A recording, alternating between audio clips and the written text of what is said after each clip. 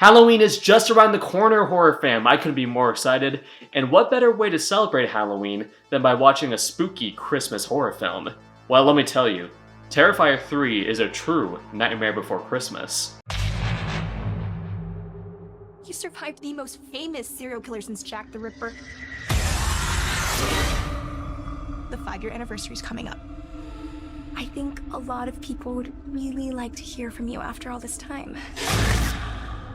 I want to know what it's like to be in the presence of that kind of evil. Welcome to yet another episode of Round the Clock Frights. My name is Josh, and today we're going to be talking about the big one. That's right, we're going to be talking about Terrifier 3, my most anticipated horror film of 2024. I've gushed about this franchise multiple times on this channel. I've made videos about why I love and appreciate the Terrifier movie, so if you want to know my overall thoughts, definitely check those out. But yes, guys, I was so excited to see this movie, and I can't wait to talk about it. Now, I did get to see this movie for free because I do work as a manager at a movie theater. Perks, I know. But I definitely dressed for the occasion. You know, I picked out the most festive Halloween outfit that I could, and I think I did pretty well overall. And I'll show you a picture here. As you can see, I rolled in there looking like a true Pumpkin King. Jack Skellington would be proud. And let me tell you, the theater was utterly packed. I had to sit relatively close to the screen. I think I was only a few rows back, so I was all up in that clown's business. And overall, it was a really fun viewing experience. You know, people were hooting and hollering. I could just tell that the theater was filled with Terrifier fans ready to have a good time. Now, I'm going to answer a question right off the bat. Did I witness any walkouts during Terrifier 3? As a matter of fact, I did. I would say the row in front of me, I would say at least half the people left.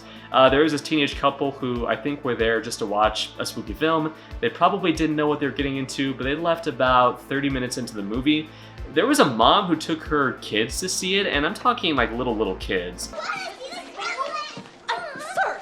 Mom! I can't believe this. I mean, this is worse than the first one. We just show these movies, madam. We don't make them. So, parents, definitely do your research. And, you know, if you're a parent who's getting tricked into watching this movie, then I don't feel sorry for you, because you should always do your research. I mean, come on. Set 5 years after the horrifying events of Terrifier 2, Art the Clown is back with a vengeance, this time accompanied by Vicky, the mutilated survivor of the first film.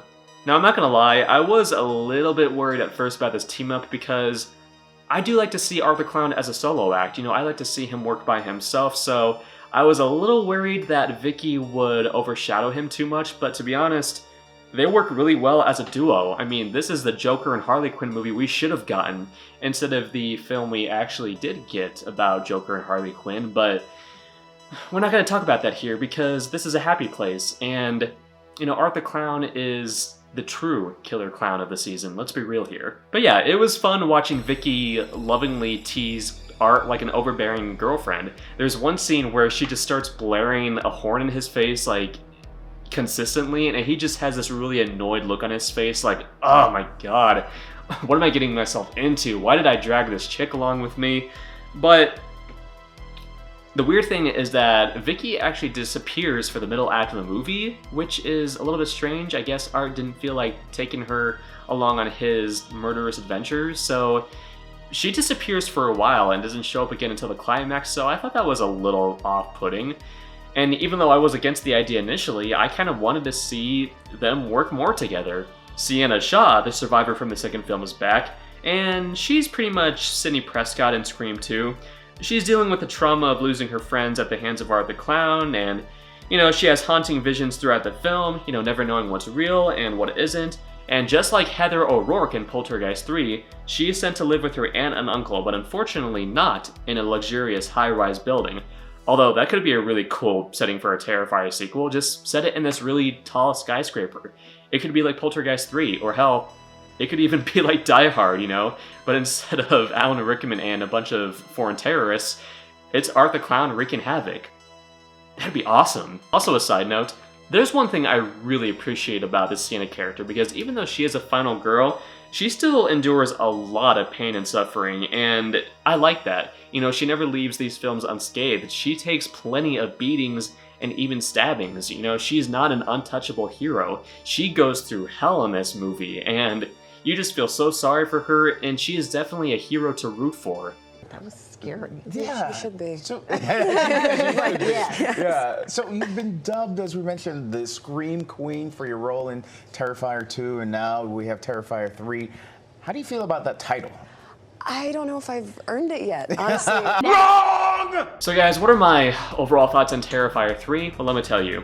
Terrifier 3 is a sick, twisted film filled with the type of over-the-top gore that would make even Lucio Fulci blush. And for that, I really appreciate the hell out of it. I did have a really good time watching this movie. It's not as good as Terrifier 2, and I definitely had some issues with the storytelling, particularly in the climax, which we will get to later, but honestly, I wish this film was longer, which, you know, I know is strange considering the second film was like 2.5 hours long, but yeah, I definitely had some issues with the pacing of this movie, for sure. But what's cool is that this film has become a box office success, and that is awesome because Damien Leone created this franchise from the ground up. You know, he had an idea, and he ran with it. He came up with the idea of Art the Clown, you know, the silent, you know, killer clown who mutilates people in the most horrific, disgusting ways.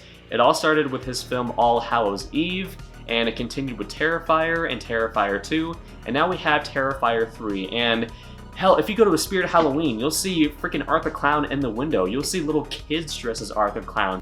But yeah, Terrifier 3 has become an enormous success already, and that's so cool because Damien did make these films without the backing of a major studio, you know, including this film. In fact, he refused to tone down the violence in this movie, which is what apparently a lot of major studios wanted. They wanted him to make a more friendly version of Terrifier, which, God forbid, I mean, can you imagine a more toned down version of Terrifier? It would just lose so much appeal, but I'm really glad Damien stuck to his guns and made the film that he wanted to make because, man, this is a gnarly, disgusting movie, and they really just upped the ante here. It is just, it's pretty wild.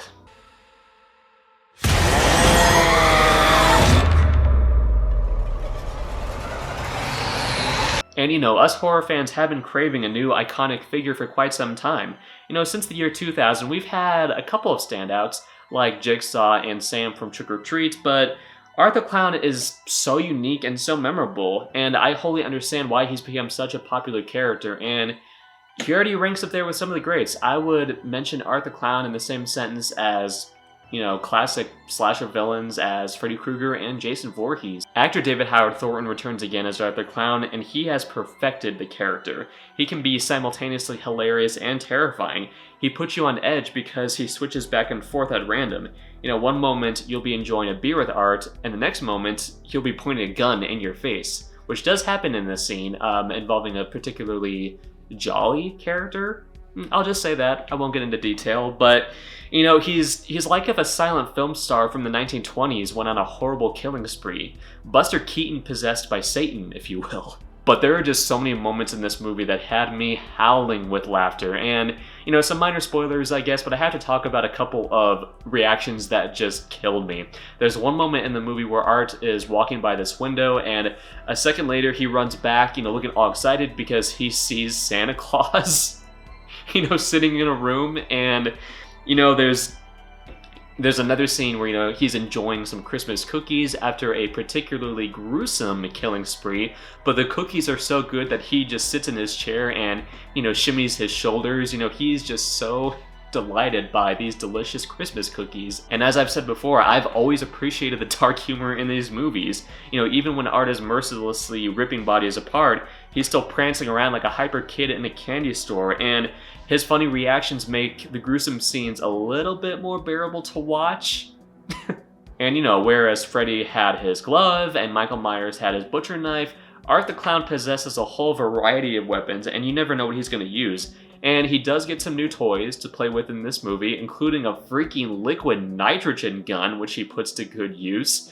Although if I did have another minor complaint about this movie, it's that I do wish he utilized some, you know, more Christmas items, you know, maybe killing people with like Christmas ornaments, you know, just like shoving Christmas ornaments into people's eyeballs, or maybe strangling someone with like tinsel, you know, something like that. but he uses some cool weapons in this movie.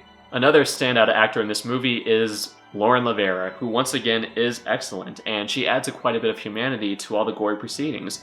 You know, like I said earlier, she's a hero to root for, and this film further establishes her as the final girl of this generation. And, you know, I want to see her play Wonder Woman in James Gunn's DC universe. I think she would be excellent because she's just such a strong, fierce force of nature in this movie, and she kicks serious ass. And also, this movie has a number of really cool horror cameos. You know, you have Clint Howard, aka Ice Cream Man. You have Tom Savini, you know, a makeup magician who's responsible for such films as Day of the Dead, Creepshow, and Dawn of the Dead. And you also have Jason Patric from The Lost Boys.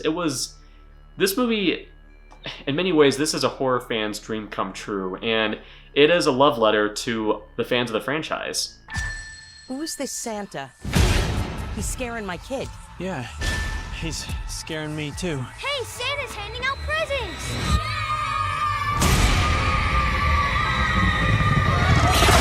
But guys, let's get into the technical aspects of this movie. Now, the budget was literally 10 times the budget of the second film, and you can tell they put every penny to good use. Besides the remarkable special effects, this film also contains some very rich cinematography. You know, many sequences have a very warm, cozy look to them, you know, which is appropriate given the Christmas setting. You know, but like many Christmas slasher films from the 80s, it also has a very gritty look to it. And the nightmare winter scenes are particularly effective. You know, there's just something very chilling about seeing, you know, empty streets at winter time. And this film captures that scary feeling very well. And it looks and feels like an old school slasher film from the 80s. You know, it's very reminiscent of holiday horror films like Christmas Evil and Silent Night Deadly Night, where even though a pleasant holiday like Christmas is being celebrated, the world of the film still feels very ominous and gritty. Damien Leone, man, the guy has definitely improved as a filmmaker, and, you know, as much as I enjoyed the second film overall, the cinematography was a bit of a weak point at times. You know, some of the sequences, you know, particularly in the daytime, were too bright and evenly lit, you know, like a TV sitcom. Some of the camera angles were also a bit flat, you know, even in moments where you had a lot of character movement, a lot of static shots, but Terrifier 3 has a much more cinematic look to it. The lighting successfully creates an eerie mood, and, you know, Damien utilizes a lot more camera movements in this film. So, a huge step up in that department. The cinematography was a huge improvement. But guys, let's get into what you all come to watch these movies for, the kills. And oh my god, the kills in this movie are nasty works of art, man. And, you know, just bear with me for a second. I compare these movies to the John Wick series.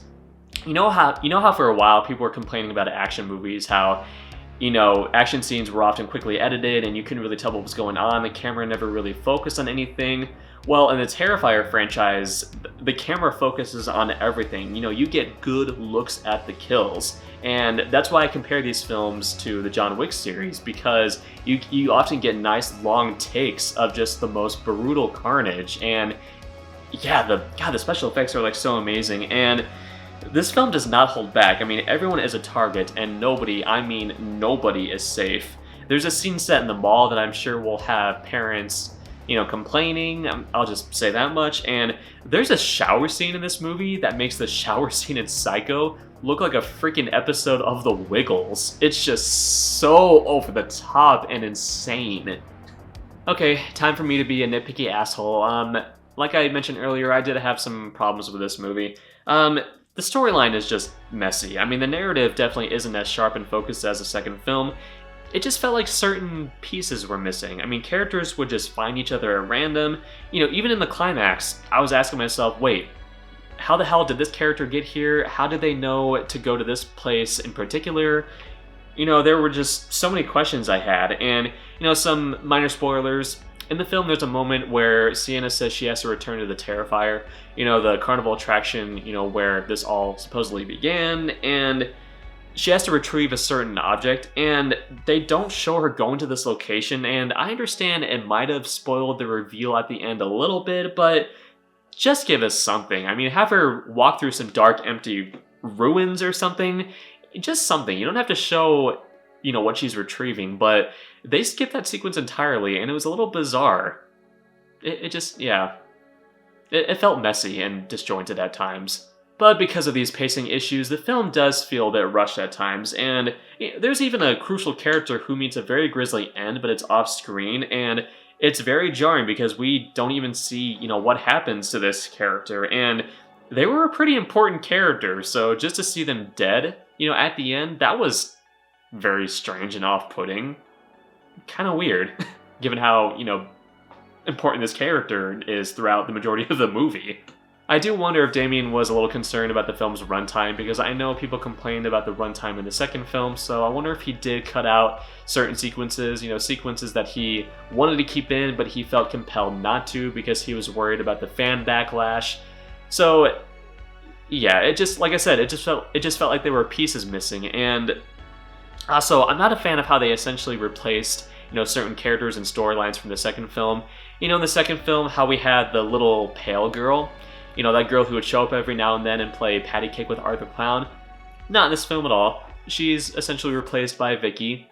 And Sienna also has a niece in this movie who she forms a very strong, touching relationship with, but she essentially replaces Jonathan from the second movie, so I wasn't a huge fan of that. And I'm just gonna say it, they're adding way too much to the mythology in this universe, and it's starting to feel a little convoluted and confusing. It's clear they're building up to some crazy conclusion, either in the fourth film or another sequel in the future, but in my opinion, less is more when it comes to showing the backstory of your slasher villains. So, I hope all these elements combine to make a, coherent narrative in the future, but for right now, I'm a little confused at what's going on in the Terrifier universe, so I hope they do clarify a few things. Why would he come back here? Even if he was alive, which he isn't. Wouldn't you want to get as far away from here as possible, as far away from you? We both know this isn't over. Also, whenever Art the Clown isn't on screen, the film does kind of grind to a halt. The regular scenes with Sienna and her family are a little dull and meandering, and, I do appreciate how they explore Sienna's survivor's guilt. She's just so traumatized, and they do explore the idea of trauma, quite heavily in this movie, which I did appreciate, but it's a storyline we've seen in so many horror sequels. I mean, I just rewatched Fright Night Part 2, and the main character in that movie is kind of dealing with the trauma, that he, picked up in the first movie. Sidney Prescott and Scream 2, Laurie Strode and Rob Zombie's Halloween 2. So this is definitely a storyline we've seen before, and it's fine. It's just, we're always waiting for Art the Clown to come back and wreak havoc again, because those are the scenes that we really want to watch. Shit. Get a load of this fucking guy. Friend of yours, Eddie. Well, that is a fucking first. All right, well, now, hold on. Now, listen. I'm wearing the outfit, right? So it's just like Elvis. He gets the full Santa experience if he wants it, all right? Okay, so let's get into the quote-unquote controversy a little bit, because, I already made a whole video talking about the controversy surrounding this film, but, same old, same old. I mean, Christmas horror films have been subjects of controversy for decades. Remember when Silent Night, Deadly Night came out? I mean, parents were picketing in the streets, demanding this film be pulled from theaters. And guys, just don't judge people for wanting to watch this movie. I mean, like I said in my other video, this movie is a work of fiction, and there are just plenty of terrible things going on in the real world that are worth getting worked up over. This is a movie about a supernatural clown, for God's sake. He's a supernatural clown who kills people. Just settle down already. And I will say this, if you were worried about children getting the Art the Clown treatment in this film, let's just say Terrifier 3 won't do much to quell your fears. And, let's just say these particular killings are done somewhat quickly. Long story short, Art doesn't torture children in this movie. I'll just say that. Looking forward to the best Christmas ever, filled with fun, smiles, and laughter. In the end though, guys, Terrifier 3 is a gorehound's dream come true, and some messy, convoluted storytelling can't disguise the fact that this film does deliver the gory goods, and, it does end on a cliffhanger, making audiences wonder what will happen in Terrifier 4, so I'm excited to see what they cook up next, and you know, I know I'll definitely be first in line to see more of Art the Clown's wacky shenanigans. I mean, he's just such an entertaining horror villain, so I can't wait to see more of him. But yes, not my favorite in the franchise. Terrifier 2 still reigns supreme for me. I do like this film more than the first Terrifier, and I do like it more than All Hallows Eve. It sits comfortably in the middle, and it'll definitely join the ranks of such holiday classics as Krampus, Gremlins, Silent Night, Deadly Night, and rare exports. You know, I'm a sucker for Christmas horror films, so I'm glad we got this, even if it was released around Halloween time. Anyway, guys, what did you think of Terrifier 3? Did it live up to your expectations? Do you think it's the best in the franchise? And what were your favorite kills in the movie? Which is something I didn't even talk about. So I can't mention too much without getting into spoilers, but my favorite kill in the movie does involve a liquid nitrogen gun, so I'll just say that. I don't want to say too much. Anyway, guys, if you liked what you saw here, please subscribe to my channel, Round the Clock Frights, for more horrific content. And guys, I hope you have a wonderful, enjoyable Halloween. I hope you have a good time, you know, watch some good scary movies, you know, go to the cinema, you know, support your local theater, and just have a good time. You know, we're all in this together, and the horror community is awesome, so, you know, let's continue supporting movies like this. Anyway, guys, my name is Josh from Round the Clock Frights. You all are awesome. I hope you have a very scary day, boys and ghouls, and as always, stay scary.